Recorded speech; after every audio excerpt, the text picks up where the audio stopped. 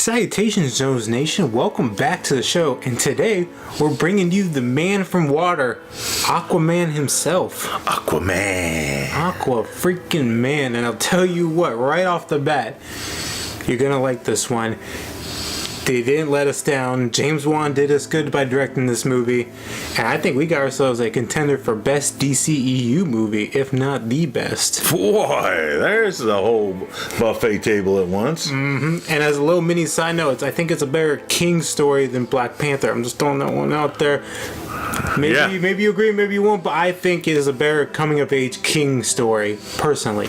But anyways, Dad, what did you think of this fun movie? Jason Momoa has rescued Aquaman from the the wussy punchline of the DC comic heroes and made him cool. Totally cool. I mean, and this was kind of interesting because they've introduced the character of Aquaman a couple times in a couple other DC movies. And then all of a sudden, this is the origin story. So it's like, Aquaman's here, you know, in Justice League, Aquaman's mentioned in another movie. But then all of a sudden, boom. Now we get his origin stories. It's cool. Yeah. Now, this takes place after Justice League, and they mention it once, a little piece of it. So it's kind of, even though the movie sucked, Justice League sucked. Yeah. It's kind of nice that they kept it all together in one story. But, you know, they kind of go, okay, you were part of that, but now we're here. And they focus on that, and they focus a little bit on his childhood and his coming of age and how he trained and who his parents were and yada yada. But I'll tell you what, this movie had a tiny budget on the graphics. Just a and I tell you, I think this movie's graphics gives Mortal Engines a run for its money, because we commended Mortal Engines for having great graphics, but this one, holy crap. But they also did this novel thing of having decent writing, some character development. I mean, it's not perfect, but I mean, way better than Mortal Engines. And DC, thank you, decided to go against its tradition of taking good stories and good characters and turning them into crap, and decided to, hey, why don't we try to make this a decent movie? And I commend you, DC, for hiring writers and a director. Yeah. That was beautiful. Actors, nice. Hey, it doesn't hurt. Keep Zack Snyder as far away from these films as possible. Are you going to do all right? Yeah.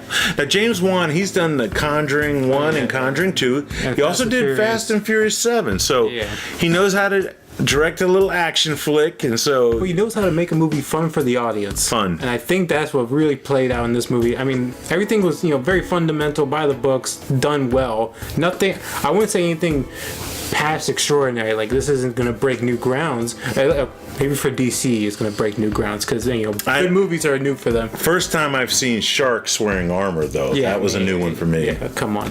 But this movie is not going to break new grounds anywhere. You've probably seen this kind of storyline before, like I mentioned earlier, but this one's just done well. It's fun, got some good characters and development.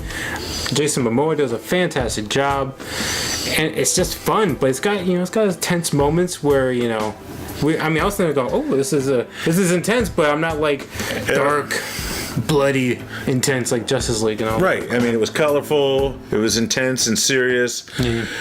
Lots of CGI. I mean, apparently Atlantis wasn't available for actual movie shooting, so they had to create that all in special effects, and it was neat. It was a fun take on it, and Jason Momoa made a couple jokes about bridges underwater. What do you need a bridge underwater for? But it was cute.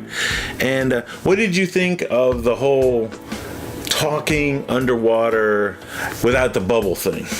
Well, yeah, it's fine. Yeah. I mean, it worked for me. And they had a little effect on it to make it sound like they're underwater, a little more echoey, like a little to it, but you could still understand what everyone was saying. So that was nice. Kept you immersed in there. I mean, in such a fictional thing, kept you immersed, which was nice. I'm always willing on a sci-fi like that, if they want us to accept one principle for no apparent reason, like talking underwater. Okay, if that's the new rule. It was way less distracting than that whole creating an air bubble every time you needed to talk underwater, like they had done in Justice League. Yeah, no, But I mean, how many things did they get wrong in Justice League? Well, all of it. Yeah. But another thing I really want to commend in this movie, the action scenes were shot very well. It's not all one shot things, but all these shots are very smooth transitions, and I'm guessing because it was all CGI, that's why I got it so good.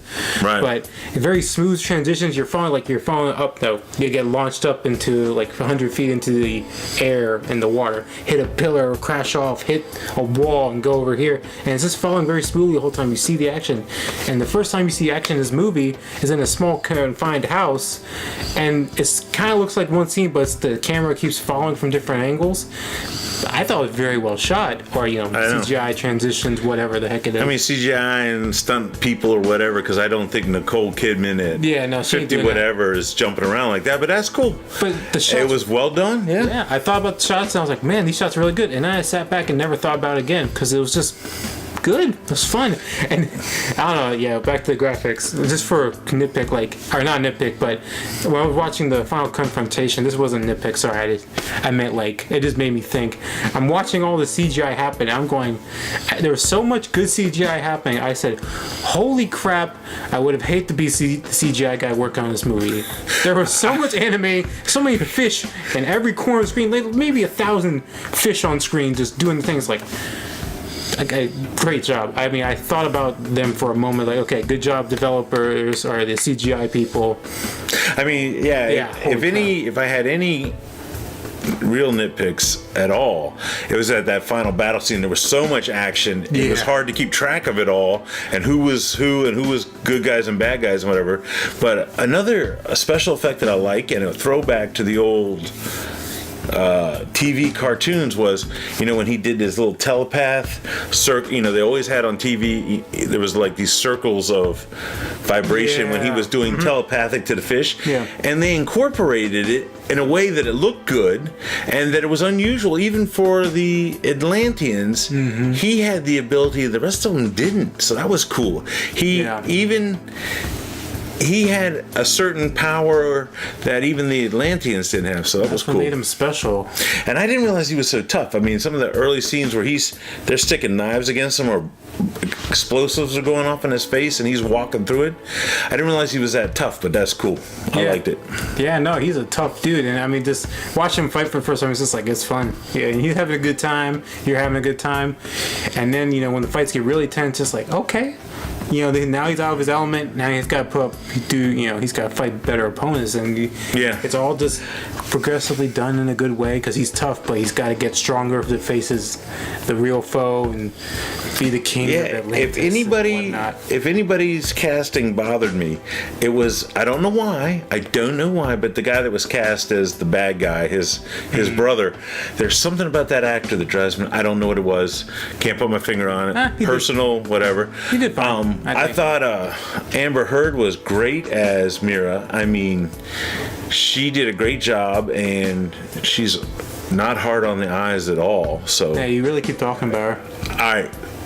What can I say? I don't know, dude. I think Jason Momoa's hair was nicer than hers. I'm not kicking her out of the pool because she doesn't. I'm not gay, but Jason Momoa's got rockabye and nicer hair, and it's dang, you looking good. Yeah, not fan tattoo. I mean, that was he's almost so cool. It's hard to have bad guys that seem like a threat to him. It's kind of like John Wick.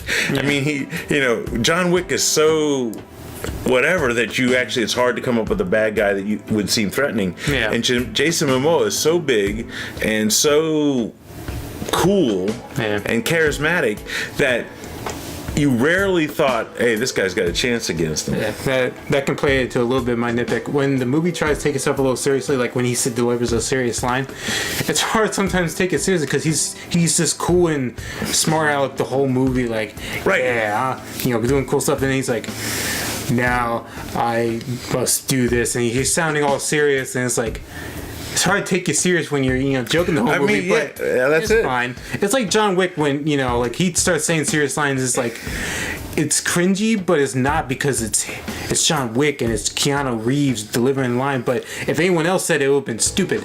Right. He's actually at his best when he's doing his little quips, when you see in the trailer where she jumps out of an airplane and the pilot goes, she didn't have a parachute, and he goes, I know, redheads, you gotta love them, and he jumps out after her. When he's quipping, he's at his best. Yeah. So, and it had a lot of talent in this movie too. They had a surprising amount of talent, and I think they did a fantastic job. Personally, had a great time. I mean, Yeah.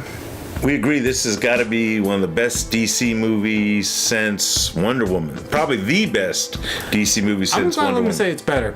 I mean, this one was more fun than Wonder Woman. Wonder Woman was very serious, and like, you know, it was World War One and a very serious time, and you know, there was that love connection between her and Chris Pine's character, yada yada. It was really well done. Great character.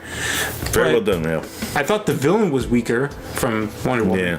But this one was just like, it's just, you know, it's one of those stories that's easy to follow. You get what's good. The premise, he is the rightful ruler, but he's got to earn his place. And, you know, you get to watch him grow as a fish human.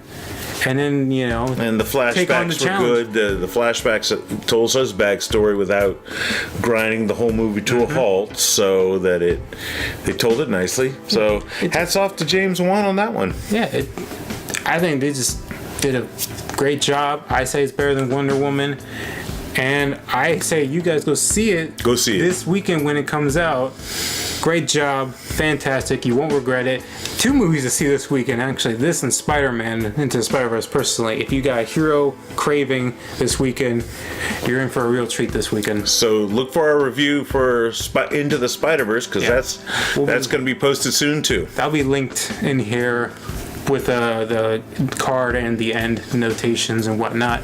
But yes, we both say, go see this movie. What are you doing? All right, yeah, shut Why it are you off. even looking After at you the movies? subscribe and hit the bell notifications, go out like. and watch this movie. And throw in a like. Come on, throw in a like. Come on. And don't forget, you can follow us on Jones Boys Review on Instagram and Twitter. Mm-hmm. And when we tweet, retweet it for us. Come on now. Yeah, add your own comments, and let's talk about it in the comments below. Did you think this was better than Wonder Woman?